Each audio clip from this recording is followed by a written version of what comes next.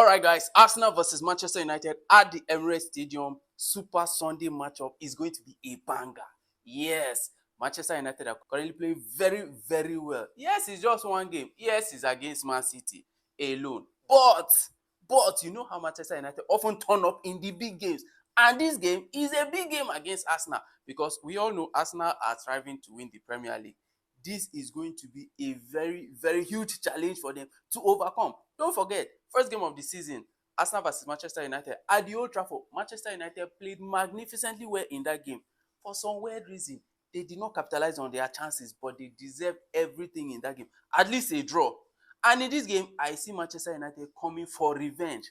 Don't forget, we are on the way to 100 subscribers on this baby channel. What are you doing now? If you've not subscribed yet, support your boy, like the video, subscribe to the channel, turn on notifications so that each time we are doing a match preview like this one, whether for your club or for your rival clubs, you will be there to see it and laugh at them. Let's get back into the match preview. Yes, so Manchester United played Manchester City game week 22 at the Old Trafford, and it was totally something else. Manchester United took off all the wheels from Manchester City's boss. Manchester City could not play nothing. They were not delivering.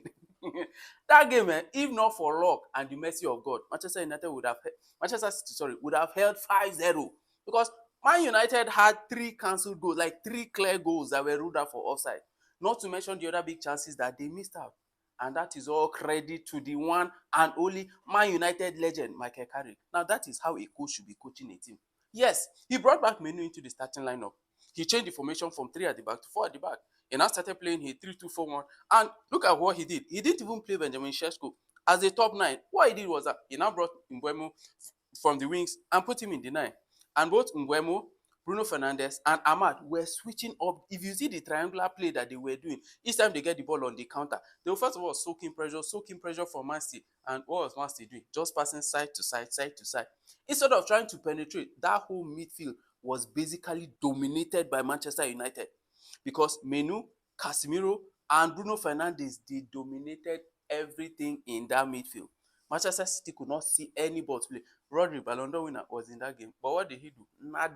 Nada, nothing. Yes, because Man U pass their power. So for all of you guys that have been laughing at Manchester United, saying, they are finished, they are laughing stock. Oh yeah, now you will eat your words. You will eat your words because the comeback is on right here, right now. Yes, I said it. And don't forget, Man United are not playing in any competition again. No? So the only thing they have is this Premier League.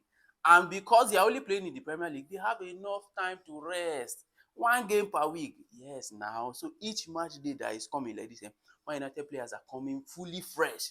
The only thing they are coming to do is to break your heart and cause you pain. Yes, and every single Manchester United fan out there will be happy. So come on, what am I even saying? If you're a Manchester United fan and you're watching this video and you have not liked it yet, you are bringing bad luck to your team. Like the video now, subscribe to the channel, and let's talk about how you are going to trash this Arsenal side and bring down their title momentum. Arsenal have not seen anything. Yeah, so I understand that they've not lost at the Emirates Stadium this season. And to be fair, they've played some very, very good sides at the Emirates Stadium. They thrashed Bayern Munich and ended their 17-game unbeaten run. They thrashed Atletico Madrid 4-0. And of course, ended their 7-game unbeaten streak. As a matter of fact, they caught Aston Villa. Aston Villa that has beaten, I think, almost 4 of the top 6, teams. They beat Manchester City. They beat Arsenal. They beat Man U. They beat Chelsea. But these guys, when they came to the Emirates, Arsenal say, you know what? Hold my drink. Let me teach these people. Say, Oga, na Oga. Yes, Arsenal thrashed them 4-0. And I think it could have been more. But maybe Arsenal can't pity them say, now make it not be like say they're too wicked. So the Emirates Stadium this season, I'm telling you, is something else. They've not lost a single game. Manchester City went to that same Emirates Stadium. They had to play 10 men behind the ball for the first time in Pep Guardiola's career. Liverpool, when they didn't have a single shot on target, it's not normal. It's not normal, yes. So for all of you bad people that are looking at Arsenal and saying these people, they are going to bottle the league as they've been doing in other seasons, be ready, be ready to flee and leave the country, because the way these guys are moving this year, with the level of their squad depth, oh my God. All we can say is that the internet, let's just be ready, because in May, if these guys by any reason should mistakenly carry the league, the internet will shut down. Yes, because Arsenal fans, they will not let us hear what. But then again, let's not even talk about May. Let's face this particular match now. Now, they've had almost all their injury players back. Kai Havertz is back. Ricardo Calafiori is back. Piero Hincapié is back. I think the only problem now for Mikel Arteta is he's going to be wondering each match day, who is he going to select in the starting lineup? Because every single one of those players are firing. Gyökeres in the previous Champions League game that he played against Inter, he came off the bench and scored. This is the same striker that everybody is saying that he cannot score goals. Gabriel Jesus is back and firing like a machine gun. Yes, he got 2 goals in that game. So now the dilemma now is who should start up front for Arsenal? And because each of these strikers now will be looking to prove himself. So in this particular big game now, each of these two guys now will be wanting to show that, okay, I should be the one starting. Yes, I should be the one starting. That way they want to deliver and bring in their best in this particular game. So seriously, I'm thinking if Arsenal were to come up in full force against Manchester United, they just may be a little bit too much for them. And the way I'm seeing this game is highly going to be decided in the second half. Yes, I think the substitutes are going to determine a whole lot who wins this game at the end of the day. Because going back to the late 90s, early 2000s, to the 2010s, and even to this point, Arsenal Manchester United has always been a very difficult matchup for both parties.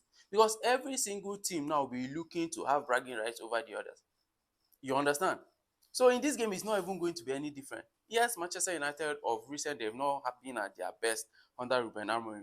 But Michael Carrick has come and I don't even understand this kind of coach.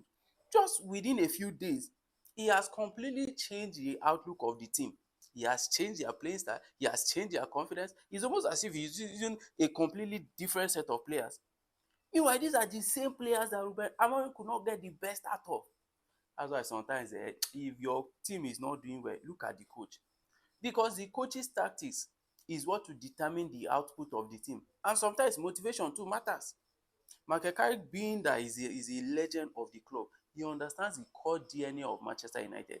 He knows what it means to play for a big club like Manchester United. And that is the same spirit that he's infusing into these players. And that is why they are playing. When you see them play, they are committing their all for the team. They are playing with their heart. And same thing with Mikel Arteta. Because he's a legend of Arsenal. He understands what it means to play for the club. So if he's talking to the players, he knows how to motivate them to give their best. Not like you just go and get a coach that just comes, he doesn't care about the team, he doesn't understand the heritage, the history, the rivalry between the clubs. And when they play, you just see like a very flat spirit between the players, the coach. Oh yeah, you're not getting the best out of the players.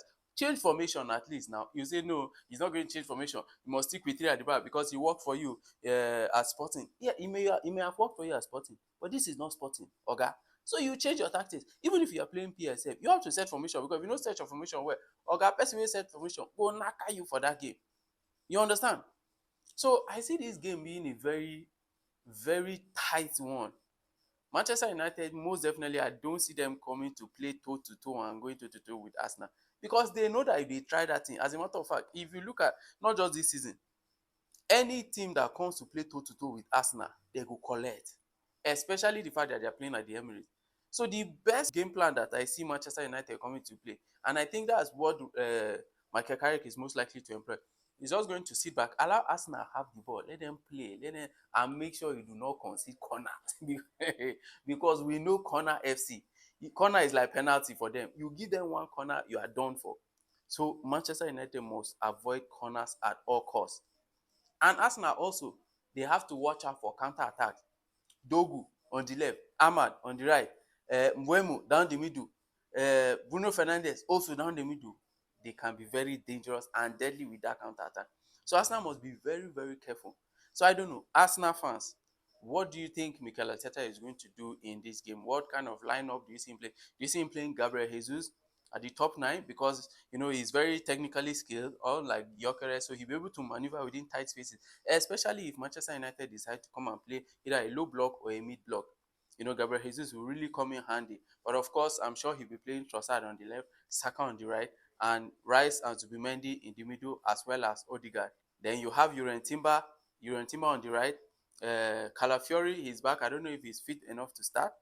But if he's not fit enough to start, maybe he'll be playing Miles Lewis Kelly because Lewis Kelly in that game against Inter Milan, he was really up for it. You understand? Previous games, he hasn't really been delivering as such, mostly because, of course, he's been match rusty. He's not had, enough game time. But I think with that Inter game, he would have had his confidence up now. So will he be starting him or starting Pierre and Capio, considering that he has not been out for long? So he should really, be up for a start. That's if he's match ready.